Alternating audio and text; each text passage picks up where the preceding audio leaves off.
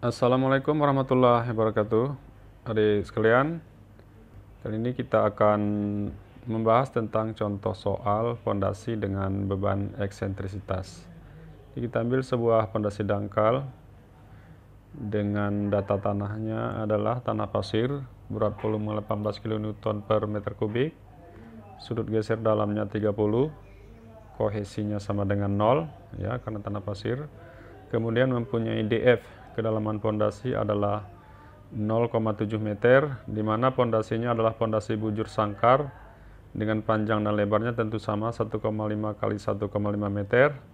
Bekerja beban eksentrisitas sejauh 0,15 meter ya.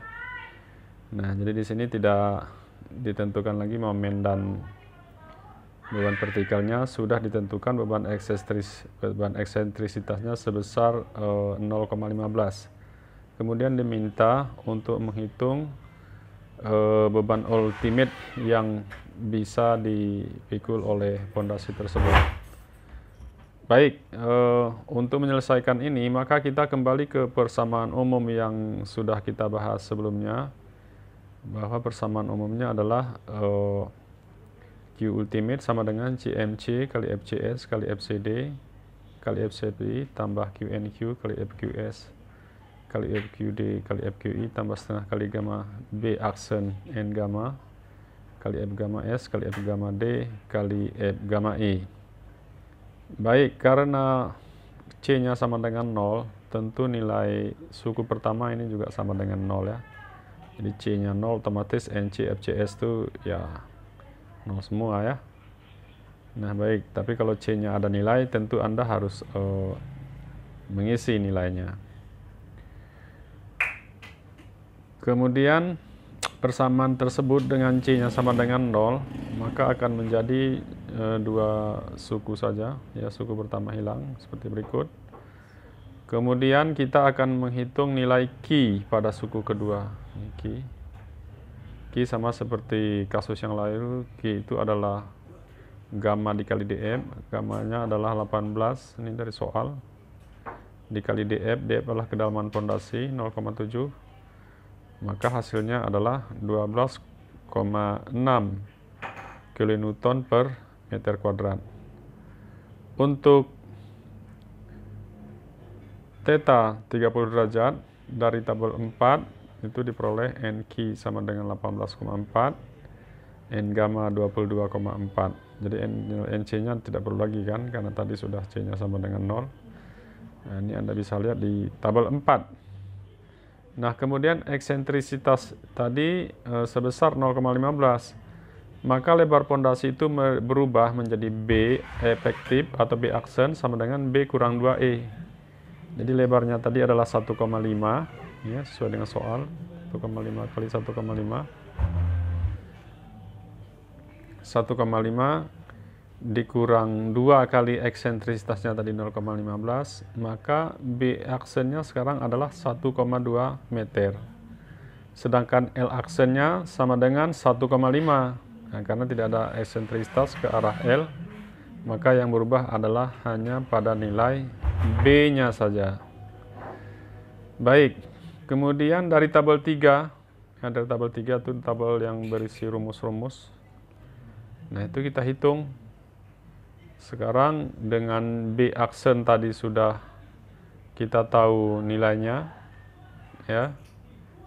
Berarti sekarang nilai B itu akan berubah menjadi B aksen di rumus. Jadi FQS sama dengan 1 tambah B aksen per L kali tangan theta. Jadi 1 tambah 1,2. Jadi tidak lagi kita masukkan 1,5. Jadi sudah kita pakai nilai yang baru. Per 1,5 kali tangan 30. Hasilnya 1,462. F gamma S sama dengan 1 kurang 0,4 kali B aksen per L aksen. Nah, jadi L aksennya sama dengan L ya, karena tidak ada eksentrisitas. Jadi sama dengan 1 kurang 0,4 kali 1,2 per 1,5. Hasilnya 0,8. Nah, perlu digarisbawahi bahwa untuk faktor kedalaman itu nilai B-nya itu tidak dikoreksi ya. Nah, nilai B hanya kita koreksi di faktor bentuk saja. Jadi di faktor kedalaman, itu nilai B-nya tetap nggak berubah dia meskipun ada eksentrisitas, di faktor kedalaman itu tidak berubah. Nah, jadi dari tabel berapa tadi? Di tabel 3 ya. Yang ada rumus-rumus di tabel di tabel 3. Ini faktor bentuknya kita pilih, faktor kedalamannya dipilih yang kondisi A. Kenapa? Karena df per B-nya lebih kecil 1. Jadi df-nya 0,7, tadi B-nya 1,5. Jadi 0,7 per 1,5 itu kan lebih kecil dari 1 hasilnya ya. Maka kita ambil rumus ini. Jadi FQD sama dengan 1 tambah 2 kali tangen theta kali 1 kurang sin kuadrat theta ya kali df per B. Jadi nilainya kita masukkan nilai B utuh ya. Jadi tidak dipakai nilai B aktif, B efektif ya, nanti pakai langsung nilai B saja.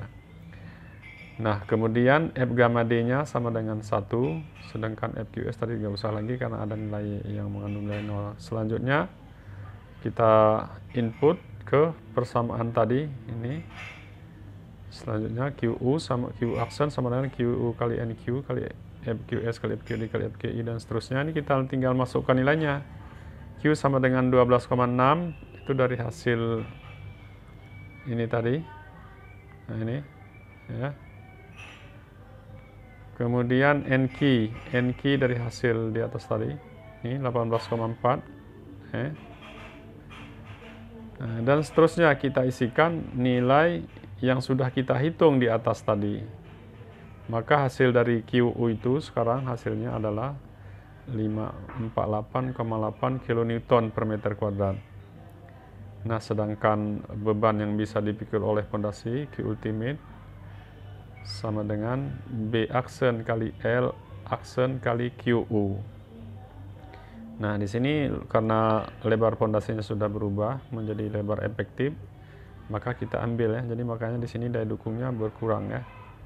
Jadi yang bisa dipikul adalah 1,2 kali 1,5 kali 548,8, hasilnya adalah 988 kN atau sekitar 98,8 ton hasilnya.